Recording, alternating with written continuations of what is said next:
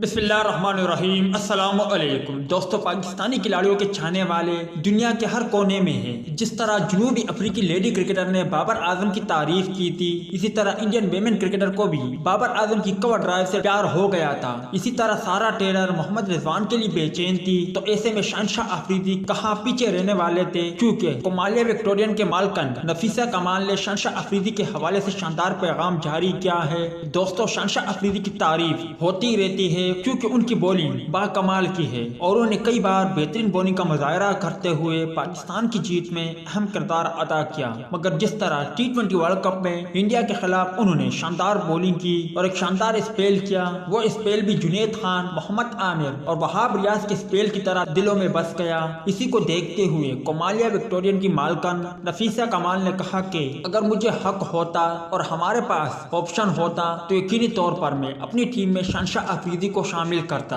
क्योंकि शहनशाह अफरीदी बाकमाल की बॉलिंग करता है और शहनशाह अफरीदी बहुत ही उम्दा और तबाकुन गेंदबाज है। दोस्तों, आप भाइयों को स्क्रीन पर मुख्तसर प्रूफ भी नजर आ रही है, क्योंकि काफी दोस्तों को तकलीफ होती है कि हम झूठी खबरें फैलाते हैं। वीडियो अच्छी लगे तो इसे लाइक जरूर करें, साथ ही साथ शहनशाह अफरीदी के हवाले से अपनी राय का इजहार भी